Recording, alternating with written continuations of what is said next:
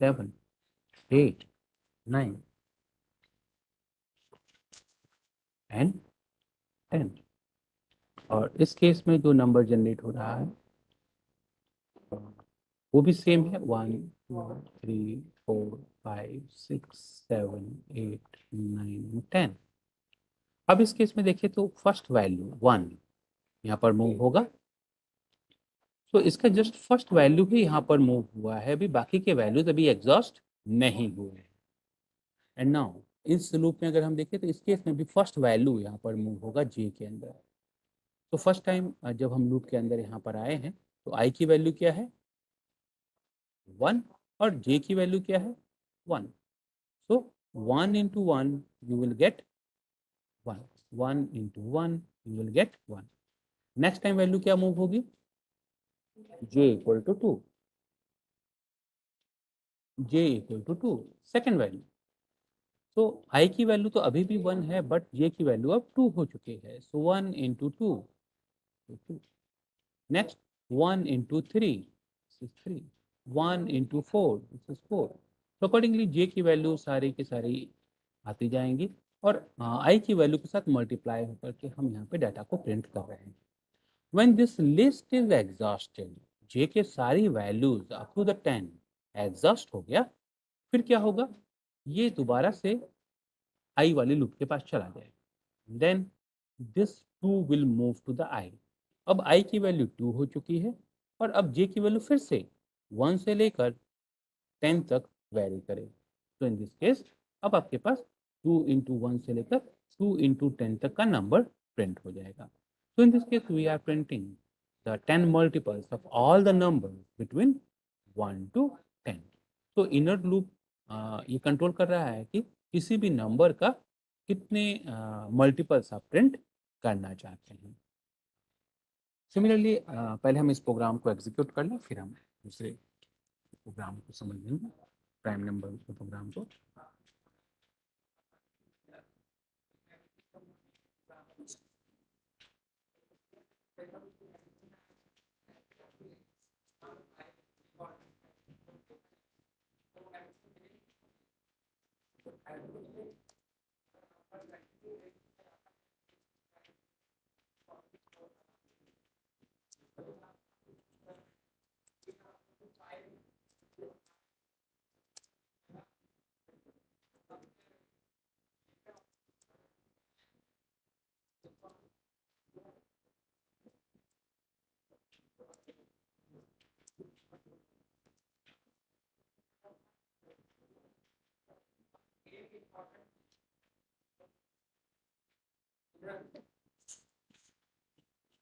तो इस केस में देखें तो सारे नंबर्स एक ही सीक्वेंस में प्रिंट होते जा रहे हैं, बट हमें क्या करना है पहले 1 से लेकर 10 तक के नंबर प्रिंट हो जाए, उसके बाद फिर ये 12 वाला उसके जस्ट नीचे आना चाहिए। सो इन दिस केस जब ये इनर लूप पूरा हो जाएगा, in that case I want to move the control to the next line.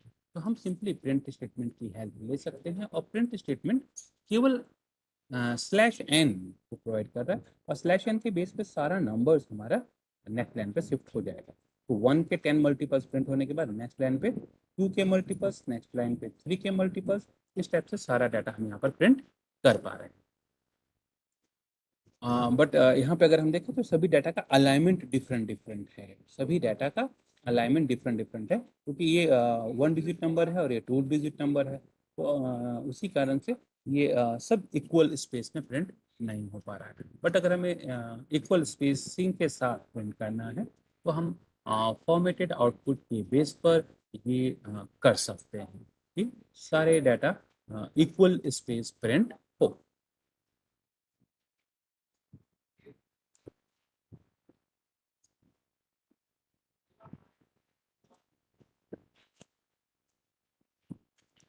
Next prime number है। प्राइम नंबर का जस्ट मैं लॉजिक एक्सप्लेन कर देता हूँ। ये प्रोग्राम यहाँ पे गिवन है। तो प्राइम नंबर के लिए जो क्राइटेरिया है वो क्या होता है, तो n is prime if it has only 2 factors, 1 और n अगर इसका फैक्टर है तो ये प्राइम है। बट n का 1 और n के अलावा कोई extra factor x1 x2 x3 आता है तो in this case this is not prime. तो प्राइम के लिए एक ही क्राइटेरिया है कि दो से ज़्यादा उसके फैक्टर्स नहीं होने चाहिए। तो इस केस में हमें चेक करना होगा कि n क्या किसी और नंबर से डिविजिबल है या नहीं। तो ऐसे केसेस में हम यहाँ पर देख सकते हैं कि 5 का फैक्टोरियल, 5 का डिविजिबिलिटी चेक करना है। तो 5 का फैक्टर 1 और 5 तो फिक्स है, ये तो होगा ही। अब हमें क्या चेक करना है, 2, 3 और 4 क्या इन नंबर से 5 डिविजिबल है या नहीं। तो इन नंबर से हम 1 बाय 1 5 को डिवाइड करेंगे और चेक करेंगे क्या ये नंबर इससे डिविजिबल है या नहीं। तो accordingly we will check the remainder. और अगर किसी भी नंबर से ये डिवाइड नहीं हो रहा है, it means this is the prime number. But 6 के केस में अगर हम देखें तो 1 और 6 तो इसका फैक्टर है ही, बट हमें क्या चेक करना है, 2, 3, 4 और 5 से ये डिविजिबल है या नहीं। तो हम 6 को 2 से, 6 को 3 से, 6 को 4 से, 6 को 5 से डिवाइड करके चेक करेंगे। तो in this case the remainder is 0। In this case the remainder is again 0। In this case the remainder is 2। In this case the remainder is 1। तो यहाँ पे भी अगर हम देखें तो सभी केस में रिमाइंडर 1, 2 और 2, यानी कि कहीं पर भी रिमाइंडर 0 नहीं है। It means this number is not divisible.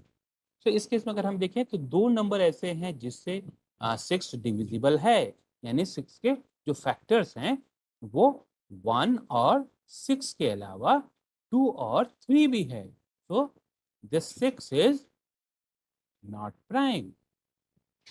तो अब हमने इसी को यहाँ पर प्रोग्राम के थ्रू इम्प्लीमेंट किया हुआ है। तो in this case we are just going to check a number whether this number is divisible by any other number or not।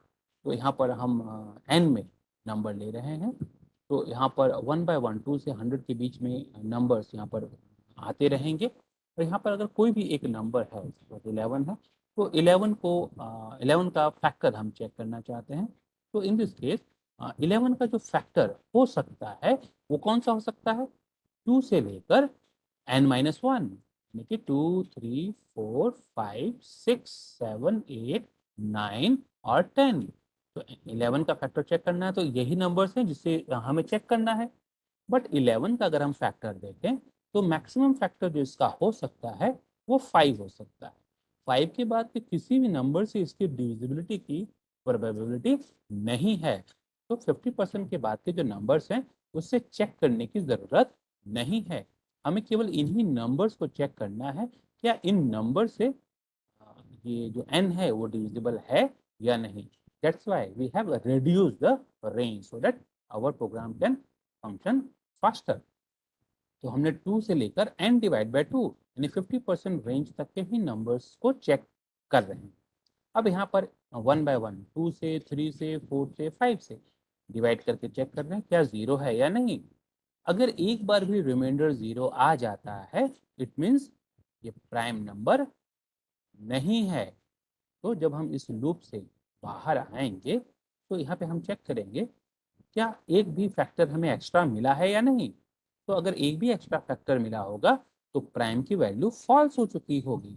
तो इन दिस केस अगर वो प्राइम नंबर है तो उस नंबर को प्रिंट कर दो। अगर प्राइम की वैल्यू फॉल्स है तो उस नंबर को प्रिंट करने की ज़रूरत नहीं है। तो in this case we will get a list of prime numbers between 2 100। अब हम इसे यहाँ पर इम्प्लीमेंट करके देखते हैं।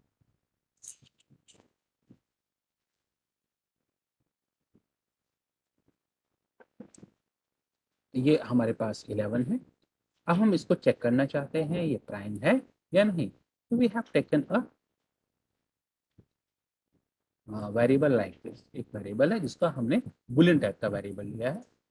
For f in this range 2 to n-1, 2 से लेकर n-1, अगर हम n भी लिखेंगे तो भी उससे लेस ही नंबर जनरेट होगा। और हमें चेक करना है इस केस में f दिस n को अगर हम f से डिवाइड करेंगे तो रिमाइंडर क्या आ रहा है।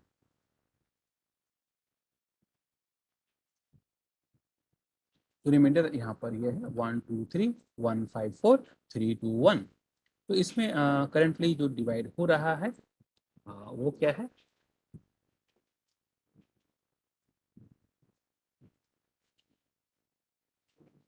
एन, यानी कि 11 को 2 3 4 5 6 7 8 9 10 सभी से डिवाइड करके देख रहे हैं और यहाँ रिमाइंडर को चेक कर रहे हैं। तो मैंने जैसे आपको बताया 11 का फैक्टर 50% ऑफ द नंबर्स के आगे होने की कोई भी प्रोबेबिलिटी नहीं है। जैसे 100 का सबसे बड़ा डिविजिबल नंबर डिविजर 50 हो सकता है, 50 से आगे किसी भी नंबर से 100 डिवाइड नहीं होगा।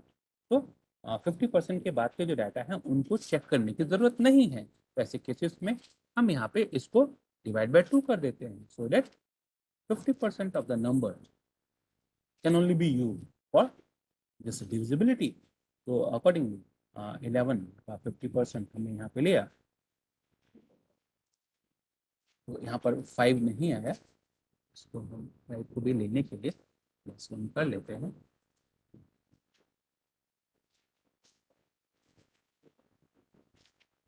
सारे नंबर आ गए।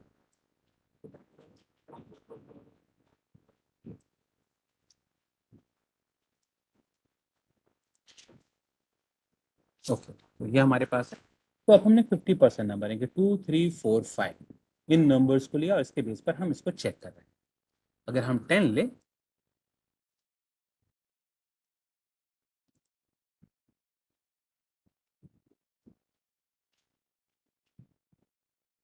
तो ये 10 के केस में भी 5 आना चाहिए था।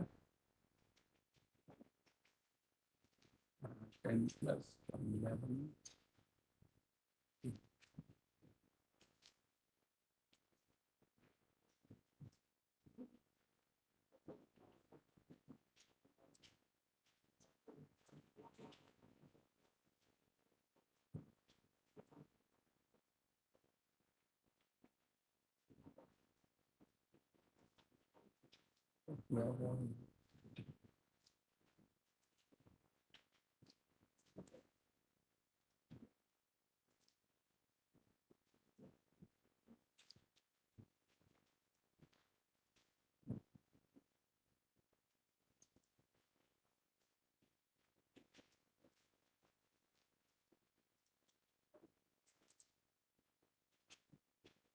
तो यहाँ पर 2 से लेकर 5 तक के नंबर्स से हम 10 और 11 को डिवाइड करके देख पा रहे हैं कि 10 2 और 5 से डिविजिबल है और 11 किसी भी नंबर से डिविजिबल नहीं है। तो हमें चेक करना है कि ये प्राइम है या नहीं। तो हम यहाँ पे क्या करेंगे, if this n percentage this f equal to 0, अगर वो डिविजिबल है, ऐसे केसेस में प्राइम को हमने यहाँ पर फॉल्स कर दिया। इट मीन्स एक बार भी अगर वो एक्स्ट्रा डिविजिबल नंबर मिल जाता है तो हमने प्राइम को यहाँ पर फॉल्स कर दिया। अब हम यहाँ पर प्राइम की वैल्यू को प्रिंट करके देखते हैं।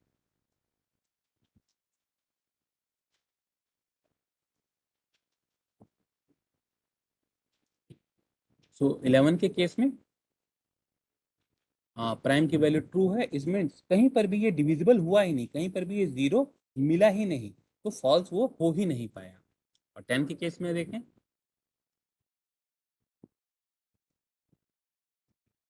फॉल्स, फॉल्स का मतलब बीच में कहीं ना कहीं वो जीरो मिला है, यानी कि कोई ना कोई ऐसा नंबर आया है जिससे वो डिवाइड हो रहा है। अगर वो भी चेक करना है किससे वो डिवाइड हो रहा है, तो आप यहाँ पे प्रिंट एफ लिख सकते हैं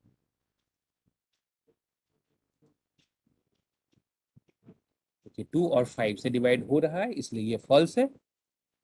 और 11 के केस में किसी से भी डिवाइड नहीं हुआ, इसलिए वो ट्रू हो रहा है। तो इन दिस केस हम यहाँ पर चेक कर सकते हैं, if prime equal to true, then print n is a prime number।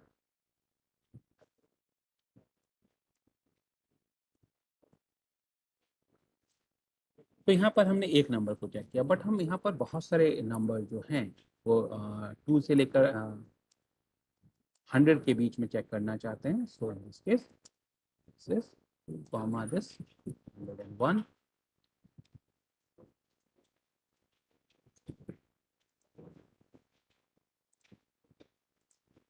तो n की वैल्यू को असाइन करने की जगह हमने यहाँ पर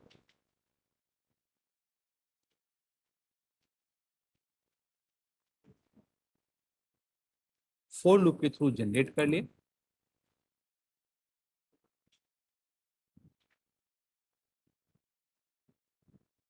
और जितने भी प्राइम नंबर्स हैं वो यहाँ पर 1 बाय 1 प्रिंट हो रहे हैं. तो कौन सा नंबर प्राइम है और कौन सा नंबर प्राइम नहीं है, सभी के साथ वो प्रिंट कर रहा है.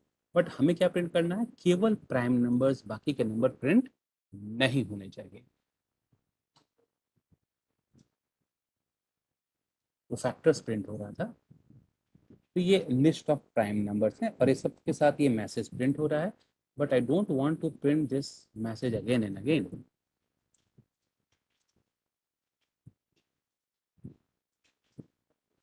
तो ये हमारे पास लिस्ट ऑफ प्राइम नंबर्स है और इसे अगर सिंगल लाइन में प्रिंट करना है तो आप यहाँ पर ये सिंबल लगा सकते हैं. जो आउटपुट है वो सिंगल लाइन में अकॉर्डिंगली प्रिंट हो जाए. So this is how the prime number can be generated within the 2 to 100 by using this nested for. तो नेस्टेड फॉर लूप के केस में भी सेम वाइल लूप की तरह ही नेस्टिंग की जा सकती है और इसमें भी ब्रेक का यूज करके हम लूप से बाहर आ सकते हैं. And in this case we are just going to print this pattern. हमें एक ये पैटर्न प्रिंट करना है. तो इस पैटर्न को प्रिंट करने के लिए हम यहाँ पर फॉर लूप की हेल्प से ये पैटर्न प्रिंट कर सकते हैं. तो इस पैटर्न में अगर हम देखें तो जो वैल्यू जनरेट हो रही है वो क्या है, 1 2 3 4 एंड 5. ये वैल्यूज यहाँ पर जनरेट हो रहे हैं. तो first time this 1 going to move to this i और इस i के बेस पर अगर i में 1 है तो i के बेस पर जो जनरेट हुआ है तो this is going to be 0. तो यहाँ पर जो वैल्यू जनरेट हुआ है वो केवल 0 है. इट मीन्स इस लिस्ट में केवल 0 वैल्यू ही जनरेट हो पाया है. तो एक वैल्यू j में यहाँ पर मूव हुआ and accordingly single asterisk symbol यहाँ पर प्रिंट हो रहा है.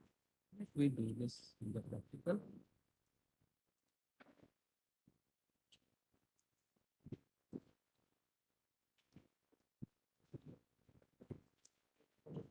For j range 3, print this asterisk symbol.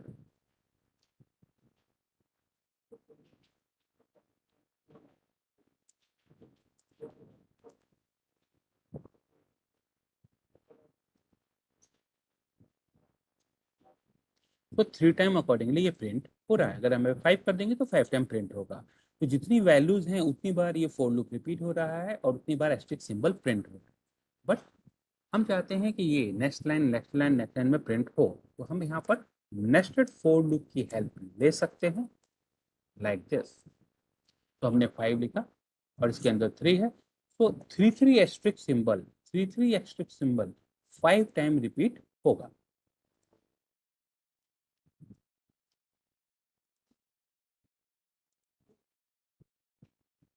तो 3 एस्टेरिस्क सिंबल 5 टाइम रिपीट हो रहा है. But every time I want the asterisk symbol to be printed on the next line.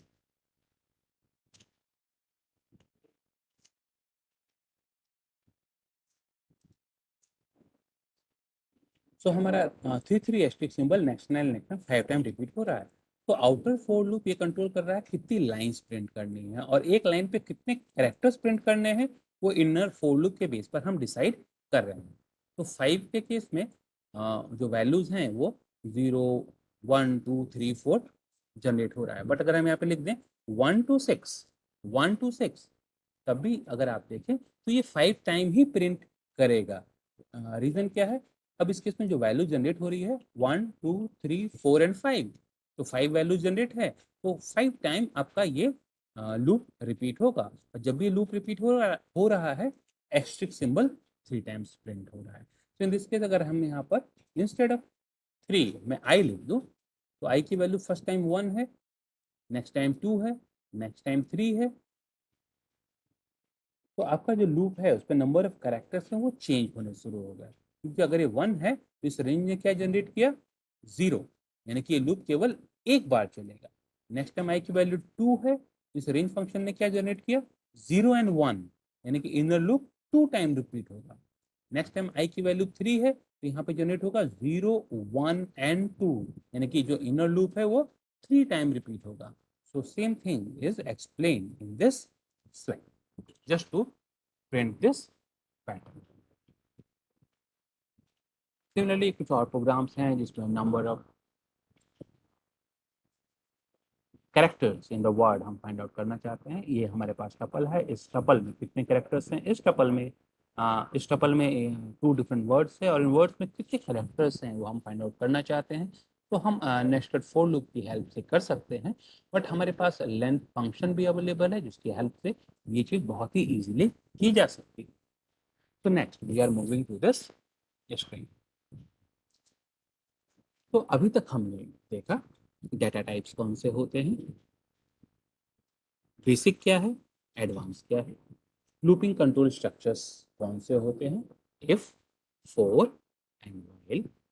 For loop को हम सीक्वेंशियल स्ट्रक्चर्स के साथ यूज कर सकते हैं और रेंज फंक्शन से हम सीक्वेंशियल वैल्यूज जनरेट कर सकते हैं। सिंगल लाइन इफ कैसे लिखा जाता है और सिंगल लाइन फॉर कैसे लिखते हैं। Now we are moving to the advance data structures. तो स्ट्रिंग को हमने पहले भी देखा था, स्ट्रिंग के केस में उसके कैरेक्टर्स को स्लाइसिंग ऑपरेटर और इंडेक्स के थ्रू एक्सेस किया जा सकता है।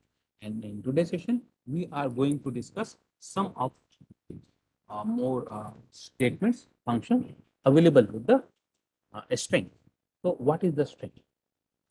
Strings are array of bytes of character representing this Unicode character.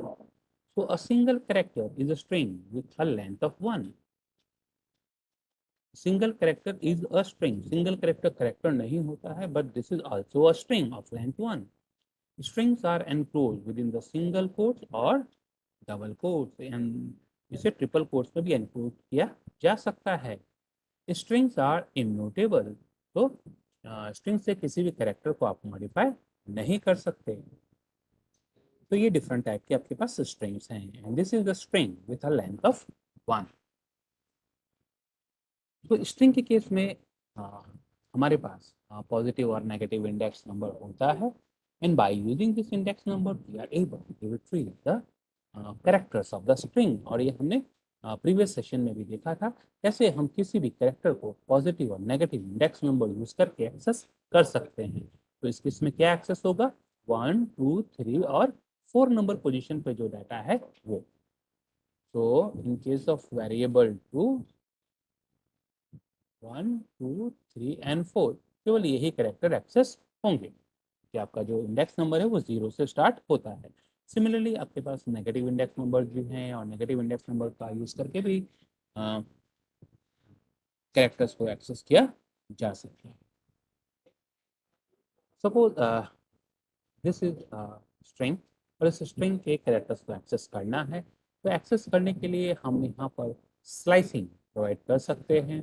तो यहाँ पे 0 1 2 3 4 5 6 7 देन ऑनवर्ड ये आपके पास स्ट्रिंग गिवन है। तो 2 to 5 पोजीशन के डाटा को एक्सेस करना है, तो 2 to 5 अगर ये कैरेक्टर एक्सेस करना है तो यहाँ पे आपको इंडेक्स देना पड़ेगा 2:6, क्योंकि जस्ट इससे पहले तक ही कैरेक्टर्स एक्सेस हो सकते हैं। क्योंकि मैंने आपको बताया था स्लाइसिंग के केस में 2:6 मीनिंग है 2:6:1 6:6:1। तो ये स्टार्टिंग है, ये स्टेप वैल्यू है और ये स्टॉप वैल्यू है। तो स्टॉप -1, तो just 1 before the value that you have specified वहां पर ये स्टॉप हो जाता है। और ये स्टेप है मीन्स इंक्रीमेंट। तो 2 से लेकर स्टॉप -1 यानी कि 5 तक आने के लिए कितने स्टेप ये लेगा, तो वो 3 4 एंड 5 1 के स्टेप पे ये 5 तक पहुंच जाएगा। एंड सिमिलरली यहाँ पे क्या स्पेसिफाइड है, 2, 3, 4 एंड 5, ये तो नंबर जनरेट हुए, बट स्टेप वैल्यू क्या है 2, तो after the 2 it will go to the 4th number. तो यहाँ पे 2 नंबर पोजीशन और 4 नंबर पोजीशन के ही कैरेक्टर एक्सेस हो रहे हैं। सिमिलरली आप नेगेटिव इंडेक्स नंबर की हेल्प से भी डाटा एक्सेस कर सकते हैं, और negative index number right side से स्टार्ट होते हैं, तो -1, -2, -3, -4, तो -4 से स्टार्ट होगा, अकॉर्डिंगली -3 और -2 तक ही जाएगा, because 1 before the stop value, 1 before the stop value, तो -4, -3 और -2 पोजीशन के डाटा को ही अकॉर्डिंगली एक्सेस कर सकता है। और इस केस में आपने स्टेप वैल्यू 2 दिया हुआ है, तो after the 4th it will go to the -2 number position, so m और n ही यहाँ पर एक्सेस हो पाया। एंड इन दिस केस ये पाइथन प्रोग्रामिंग वर्ड है, और हम यहाँ पर ये पाइथन वर्ड की जगह नया वर्ड रिप्लेस करना चाहते हैं, तो directly replacement is not possible, तो we have use the concatenation method. तो हमने hello plus variable colon 6 means 0 up to the 5। अगर आपने स्टार्ट वैल्यू स्पेसिफाई नहीं किया है, तो by default it will be 0। अगर आपने स्टार्टिंग वैल्यू स्पेसिफाई नहीं किया है, तो by default it will be 0। तो इन दिस केस 0 से लेकर 5 तक ये जो पाइथन है, ये अकॉर्डिंगली हमने रिट्रीव कर लिया, तो hello and python now join together to get this string. इनको ज्वाइन कर हमने ये स्ट्रिंग अकॉर्डिंगली यहाँ पे जनरेट कर लिया है। So next is this for loop, और यहाँ पर हम स्ट्रिंग के कैरेक्टर्स को 1 बाय 1 एक्सेस कर सकते हैं। So this is not a variable, but this is the x. तो एक्स में ये डाटा है, और एक्स के डाटा को हम, this is a list, this is the list, this is the list, list variable name है, और लिस्ट वेरिएबल में जो डाटा है उसमें से हम 1 बाय 1 कैरेक्टर को यहाँ पर अकॉर्डिंगली एक्सेस करके यहाँ पर प्रिंट कर सकते हैं। And if I want to check for the existence of a word in the string, हम इन मेंबरशिप ऑपरेटर की हेल्प ले सकते हैं। अगर हम यहाँ पे देखें, तो AIN रेन में भी है, स्पेन में भी है, मेन में भी है, और प्लेन में भी है। तो AIN जहाँ पर भी एग्जिस्ट करता है, अगर एग्जिस्ट करता है, तो accordingly it will give you the result. अगर एग्जिस्ट नहीं करता है, तो अकॉर्डिंगली वो फॉल्स रिजल्ट देगा। And we have a length function to find out how many characters are there. तो इस केस में कितने कैरेक्टर्स हैं, ये हमें लेंथ फंक्शन प्रोवाइड कर देता है। Now one thing I want to,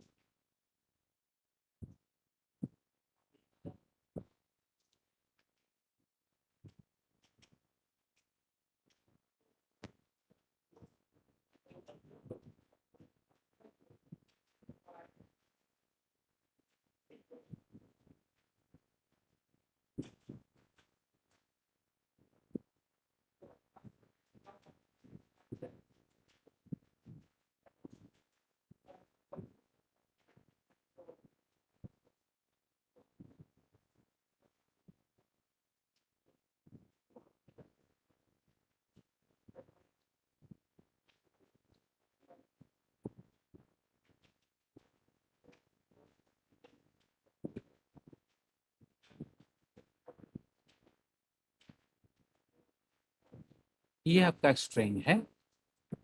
इस केस में अगर लिखते हैं x कॉलन कॉलन 3, कौन से कैरेक्टर रिट्रीव होंगे?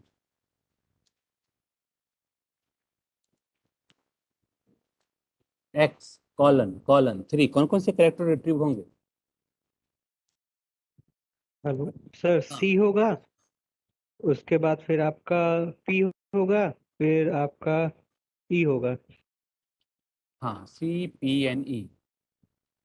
So after the this third character, this, after the third character, this। तो अकॉर्डिंगली थर्ड पोजीशन पे जाकर डाटा को हम एक्सेस कर पा रहे हैं।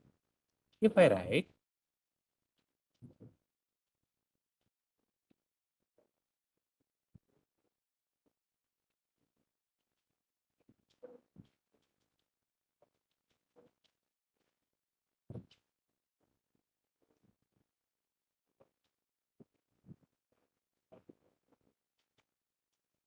इस केस में, इस केस को समझने से पहले पहले ये में कर लो 1 7 3। इस केस में बताइए 1 कॉलन 7 कॉलन 3।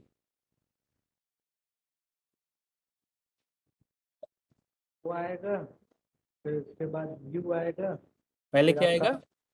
पहले ओ आएगा, हाँ फिर उसके बाद यू आएगा, हाँ उसके बाद कुछ नहीं आएगा क्योंकि -1 होता है एंड से, तो सेवन चलेगा नहीं। हाँ। तो 1 कॉलन 7 मीन्स 1 2 3 4 5 और 6। और यहाँ से स्टार्ट किया 4th नंबर पोजीशन, यहाँ से स्टार्ट किया 4th नंबर पोजीशन अब नहीं है, तो 1 और 4 नंबर पोजीशन पे जो डाटा है वो यहाँ डिस्प्ले हो गया। अब इस केस में देखिए, इस केस में बताइए अब।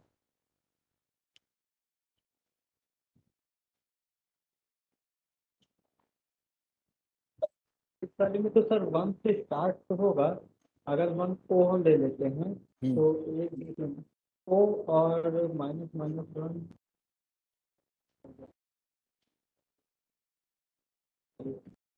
यू आएगा शायद। अब यहाँ ये 1 है और यहाँ पर ये -4 -4 है। अगर पॉजिटिव नंबर होता तब तो हम समझ सकते थे, लेकिन ये नेगेटिव नंबर है। मेरे हिसाब से सर ओ और यू आना चाहिए। अच्छा, अगर ये लिखें तब क्या आएगा? तब 1 यू आएगा, तब नहीं और आएगा सर, केवल 2 1 आएगा। 3 1 नंबर पे क्या है? ओ, ओ। और यहाँ से यू नहीं आएगा। कोई नहीं आया फिर उसके बाद। तो अगर 1 की जगह 4 की जगह -4 है, इस केस में ये 1 नंबर पोजीशन से स्टार्ट होगा and it will go in the positive direction. तो -4 इंडेक्स नंबर के साथ पॉजिटिव इंडेक्स नंबर कौन सा है? 4। 4 है। हाँ, तो इस केस में ये 1 से लेकर 4 के बीच में ही नंबर जनरेट करेगा और अकॉर्डिंगली एक्सेस करेगा। ठीक है। तो सर जैसे यहाँ -4 है तो माइनस माइनस प्लस हो जाएगा, +4 नहीं, तो प्लस नहीं 3 होता है। अगर -1। आपने 1 दिया है और पॉजिटिव इंडेक्स नंबर की जगह नेगेटिव इंडेक्स नंबर दिया है, और आपने यहाँ पे by default positive index number होता है,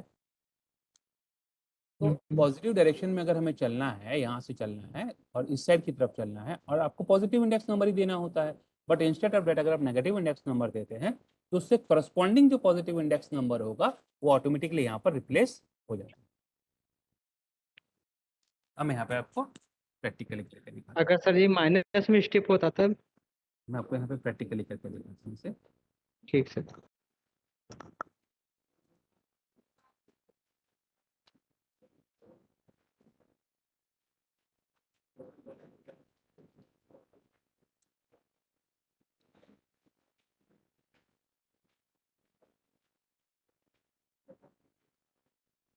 तो इस केस में 1 से लेकर 4 तक सारे आ गए। अगर यहाँ पे लिखते हैं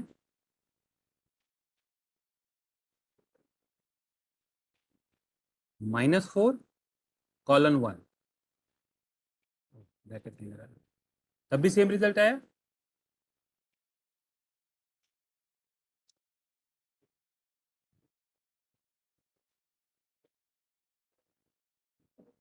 देखिए, जो 1 कॉलन 4 लिखा और 1 कॉलन -4 लिखा तो रिजल्ट सेम आया। रीजन क्या है?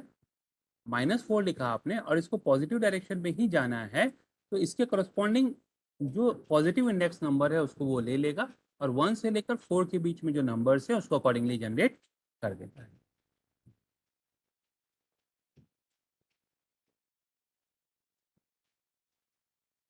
सेम ऐसे अगर यहाँ लिखते हैं 1 कॉलन -3 1, तो -3 के करस्पॉन्डिंग कौन सा पॉजिटिव इंडेक्स नंबर है? 5th number. तो अकॉर्डिंगली 5th से पहले तक OMPU ये करेक्टर अकॉर्डिंगली यहाँ पे जनरेट हो जा रहा है। OMPU OMPU। तो अगर आप पॉजिटिव डायरेक्शन दे रहे हैं और यहाँ नेगेटिव इंडेक्स आपने दिया हुआ है, तो नेगेटिव की जगह पॉजिटिव इंडेक्स नंबर वो ऑटोमेटिकली वहाँ पर रिप्लेस हो जाता है। So you can try the different type of permutation combination, यहाँ पर करके देख सकते हैं। तो मैं आपको बता रहा था यहाँ पर पॉजिटिव इंडेक्स नंबर और पॉजिटिव एंड नेगेटिव दोनों के ही कॉम्बिनेशन को यूज किया जा सकता है। Okay, next is this some of the functions related with the strings. String के केस में हम कॉन्केटिनेशन यूज कर सकते हैं, मल्टीप्लाई को रिपीटेशन के लिए यूज किया जा सकता है। नेक्स्ट इज दिस स्ट्रिप, और स्ट्रिप का काम क्या है? Remove the wide spaces. तो यहाँ पे अगर हम देखें, जैसे ये एक स्ट्रिंग है ABC, तो इसका अगर हम लेंथ फाइंड करें तो क्या आएगा? 3। बट अगर हम लिखते हैं A 1 स्पेस ABC 2 स्पेस, इस केस में अगर इसका लेंथ फाइंड आउट करें तो क्या आएगा? 1 2 3 4 5 6। तो ये जो स्पेसिस हैं इनका कोई सिग्निफिकेंस नहीं है वर्ड के केस में। तो ऐसे केसेस में हम स्ट्रिप फंक्शन का यूज कर सकते हैं स्टार्टिंग और एंड के स्पेसिस को रिमूव करने के लिए। तो we can write x equal to x dot strip. Strip means remove the white spaces in the beginning and the end of the string. तो अकॉर्डिंगली जैसे हम इसको स्ट्रिप करेंगे, x के अंदर क्या आ जाएगा? ABC। और अब अगर इसकी लेंथ फाइंड आउट करेंगे तो अकॉर्डिंगली आपको यहाँ पर 3 मिलेगा। तो स्ट्रिप फंक्शन वाइड स्पेसेस को रिमूव करने में कैपेबल होता है। सिमिलरली किसी स्ट्रिंग को लोअर या अपर फॉर्मेट में कन्वर्ट करना है तो आप अकॉर्डिंगली अपर और फंक्शन लोअर फंक्शन यूज कर सकते हैं। अगर इस फंक्शन को देखें तो कैसे यूज किया जा रहा है? This is the string variable, और string variable dot lower, string variable dot upper, string variable dot strip. जो भी स्ट्रिंग वेरिएबल है, डॉट लगाने के बाद ही आप फंक्शन को यूज कर सकते हैं। तो this function may be strip, may be lower, may be upper. Similarly replace function को भी स्ट्रिंग वेरिएबल के साथ यूज किया जा सकता है। तो in this case I want to replace the h with the j character. तो यहाँ पे जो h है इसे हमने यहाँ पर j कैरेक्टर से रिप्लेस कर दिया। क्योंकि मैंने आपको बताया था कि जो स्ट्रिंग्स है वो इम्यूटेबल होते हैं, डायरेक्टली रिप्लेसेबल नहीं होते हैं, but by using this replace function we are able to replace it by h by the j character. Next is this split function. Split function का डाटा साइंस में और स्ट्रिंग मैनिपुलेशन में सबसे ज़्यादा use होता है। तो this split function and this split function is the important function of the string. तो स्प्लिट फंक्शन को समझने की कोशिश अब हम करते हैं। तो ये एक हेलो है और वर्ल्ड है और एक स्ट्रिंग है, और स्ट्रिंग को हमने स्प्लिट कर दिया on the basis of comma. तो ये हेलो और वर्ल्ड 2 डिफरेंट वर्ड्स में कन्वर्ट हो गए। इसे अब हम प्रैक्टिकली करके देखते हैं।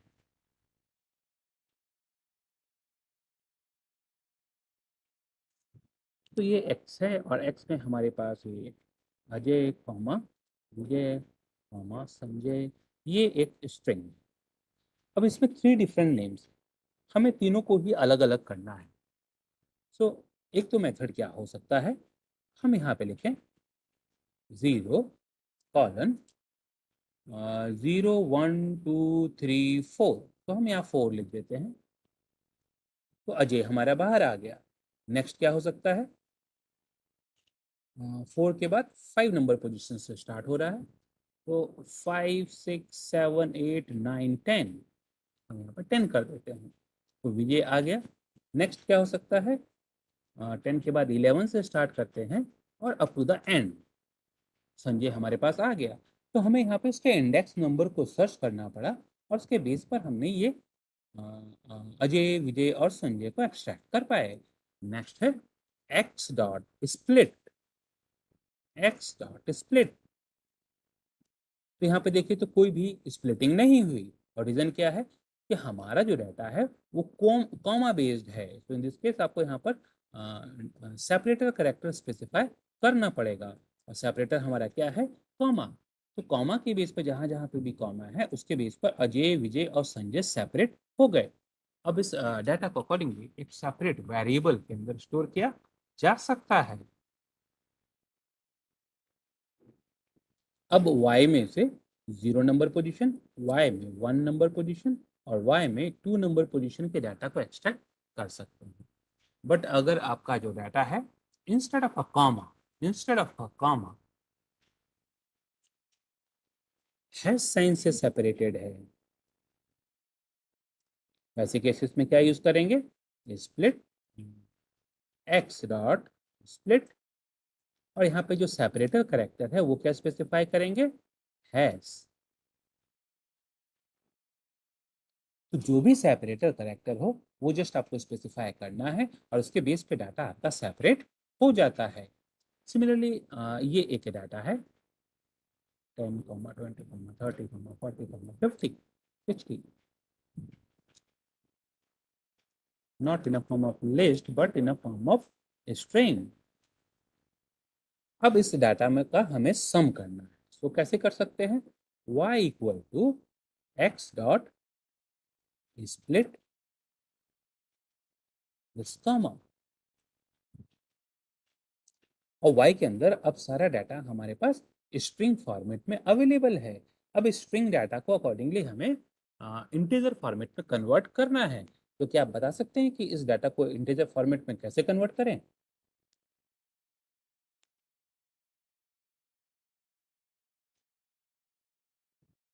क्योंकि अगर मैं लिखता हूँ for v in this y,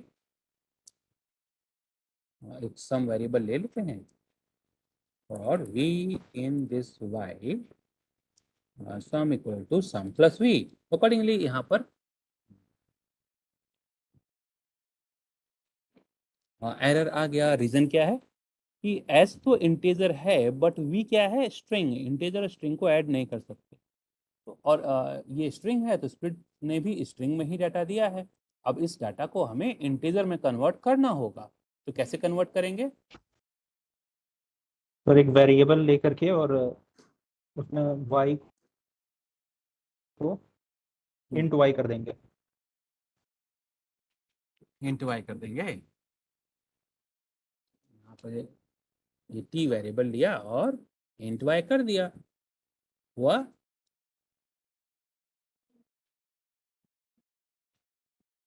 हुआ कि नहीं हुआ, नहीं, फिर क्या करें।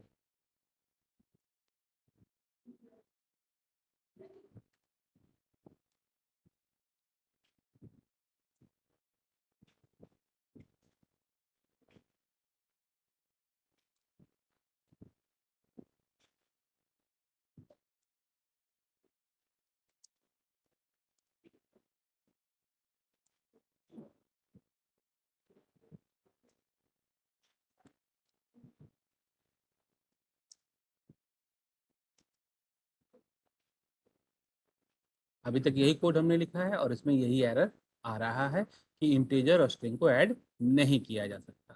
तो ऐसे केसेस में जो v हमारा है, जो स्ट्रिंग है, उसे हम इसे इंटीजर फॉर्मेट में कन्वर्ट कर देते हैं। 150 आ गया। तो y के अंदर जो डाटा है ये स्ट्रिंग फॉर्मेट में है, और इस सभी डाटा को 1 बाय 1 ये v में आ रहा है फॉर लूप से, और v में हम इसको इंटीजर में कन्वर्ट कर ले रहे हैं। कोई कंफ्यूजन यहाँ तक कैसे हो रहा है।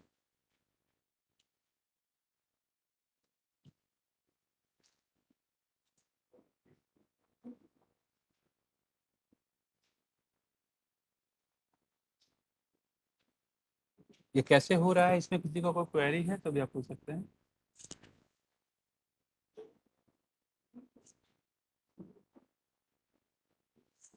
और ये डाटा हम अकॉर्डिंगली इंस्टेड ऑफ दिस यहाँ पर इनपुट भी कर सकते हैं।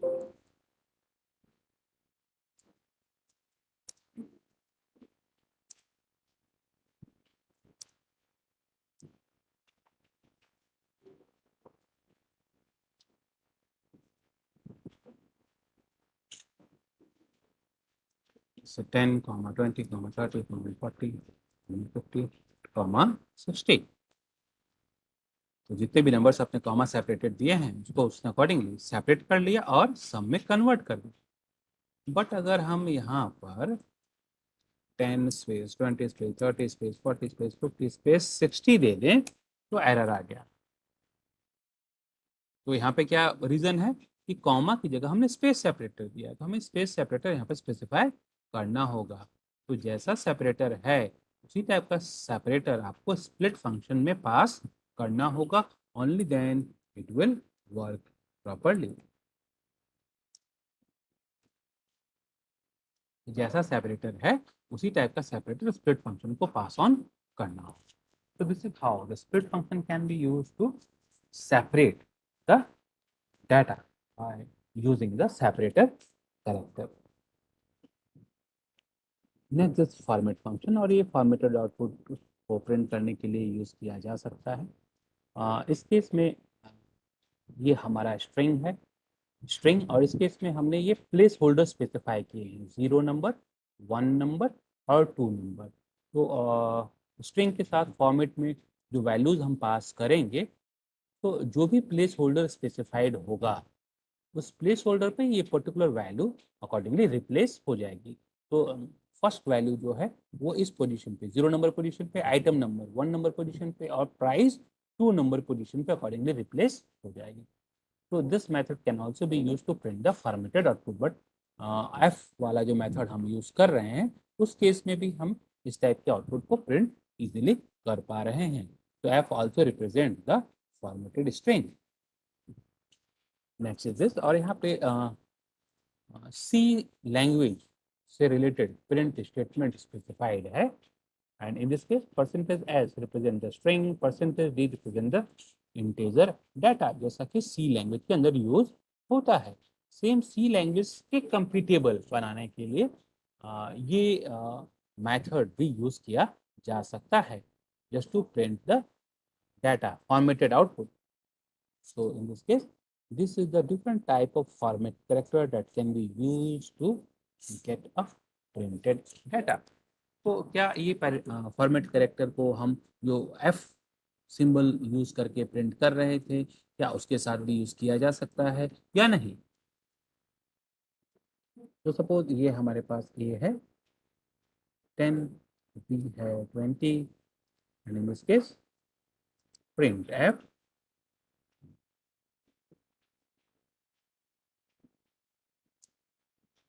A equal to curly bracket A, B equal to curly bracket this B। Sir print की स्पेलिंग से नहीं है क्या? प्रिंट की स्पेलिंग गलत हो गई है, मैंने प्रिंट यहाँ पे लिख दिया, और ये नॉर्मली डाटा हमारा प्रिंट हो पा रहा है, लगता है ब्रैकेट मिस हो जाता है।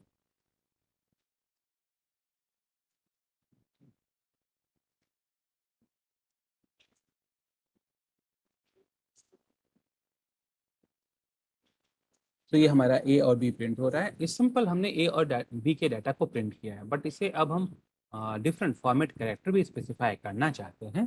तो जैसे ओ के डाटा को आप ऑक्टल फॉर्मेट में प्रिंट करना चाहते हैं और बी के डाटा को हेक्साडेसिमल फॉर्मेट में प्रिंट करना चाहते हैं। तो फॉर्मेट कैरेक्टर ऑक्टल के लिए ओ है और हेक्साडेसिमल के लिए एक्स है, तो हमने ओ और एक्स को यहाँ पर यूज़ किया। तो बाय यूजिंग द कॉलन आप यहाँ फॉर्मेट कैरेक्टर स्पेसिफाई कर सकते हैं। तो जो 10 था वो ऑक्टल में 12 हो गया, और जो 20 था वो हेक्साडेसिमल में 14 हो गया। तो हम किसी भी डाटा को किसी भी फॉर्मेट में कन्वर्ट करने के लिए एफ सिंबल से भी कन्वर्ट कर सकते हैं, फॉर्मेट फंक्शन से भी कन्वर्ट कर सकते हैं, और इस परसेंटेज फॉर्मेट साइन से भी कन्वर्ट कर सकते हैं। So these are the different method by which you can display the formatted output. Next है ट्रिपल कोट्स का भी यूज़ किया जा सकता है, मैंने जो आपको बताया था। ट्रिपल कोट से हम स्ट्रिंग स्पेसिफाई कर सकते हैं, और triple quotes multi line string के लिए होता है। तो ट्रिपल कोट अगर डबल कोट को यूज़ कर रहे हैं तो डबल कोट्स को ही 3 टाइम रिपीट करना होगा, अगर सिंगल कोट यूज़ कर रहे हैं तो सिंगल कोट को ही 3 टाइम रिपीट करना होगा। So now this is some of the program, और इस केस में हम चेक कर रहे हैं whether the string is parallel or not। तो इसमें स्ट्रिंग को फर्स्ट हमने रीड कर लिया. Suppose this is A B C. इसे रिवर्स करना है तो रिवर्स करने के लिए वाइल लूप लिखा हुआ है, बट फोर लूप से भी कर सकते हैं. And in case of a string we have a direct method. तो रिवर्स करना है तो str कॉलन -1 ये सिंपल मेथड है जिसका यूज करके किसी भी स्ट्रिंग को रिवर्स किया जा सकता है. तो in this case I want to retrieve the string in the reverse order. तो अकॉर्डिंगली ये CBA फॉर्मेट में कन्वर्ट हो गया. अब हम str इक्वल टू r चेक कर सकते हैं. If this is equal then this is a palindrome, else not palindrome. तो ये भी नॉर्मल प्रोग्रामिंग मेथड है, बट पाइथन में हम डायरेक्टली इस मेथड से स्ट्रिंग को रिवर्स कर सकते हैं और दोनों के स्ट्रिंग को कंपेयर करके चेक किया जा सकता है कि वो पैलिंड्रोम है या पैलिंड्रोम नहीं है. Similarly, in this case, we are going to count the number of P character in this word. तो हम इस वर्ड में से यानी कि पाइनएप्पल में से 1 by 1 इस कैरेक्टर को एक्सेस करेंगे और इसे चेक कर रहे हैं ये P है या नहीं. अगर P है तो अकॉर्डिंगली काउंट वेरिएबल को हम इंक्रीज कर दे रहे हैं. In this case we have this P and this P. 3 times P we have. Accordingly we get the 3 as the output. And in this case we are just going to check whether the sentence is negative or not. तो यहाँ पर हम just not को check कर रहे हैं whether not exist in this. If not exist then this is a negative sentence, otherwise it is a positive sentence. But negative sentence को check करने के लिए केवल नॉट ही क्राइटेरिया नहीं होता है. We may have a different type of words in the English and we have to check all that word or to decide whether the sentence is negative or positive. But यहाँ पर मैंने आपको बताया है कि मेंबरशिप ऑपरेटर का use करके हम कैसे इसे चेक कर सकते हैं. And this is the way how you can reverse it by using the for loop, and this is the direct method by which you can reverse the string. So this is all for the today. And आज के session में सबसे important concept है how the strip function can be used, how the split function can be used, and what is this lower and upper function. तो string को कैसे slicing के through retrieve करते हैं वो तो हमने प्रीवियस सेशन में भी देखा है. बट स्ट्रिप और स्प्लिट फंक्शन का यूज कैसे किया जाता है उससे कुछ एग्जांपल आज मैंने बताए. और सिंगल लाइन इफ और सिंगल लाइन फॉर लूप कैसे यूज करते हैं वो भी मैंने आपको बताया. तो इन दिस केस अगर आपके पास ये स्ट्रिंग है और इसे अगर आपने स्प्लिट कर लिया है बाय यूजिंग दिस कॉमा तो ये अकॉर्डिंगली इस फॉर्मेट में कन्वर्ट हो जाता है.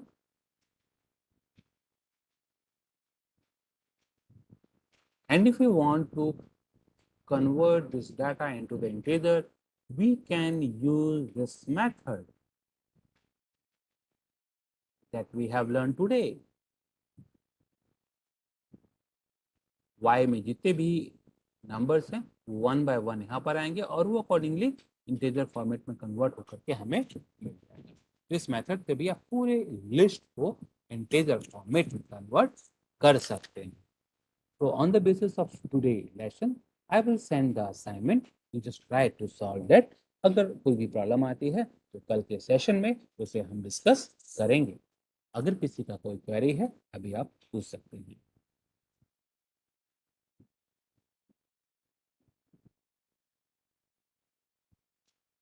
ओके.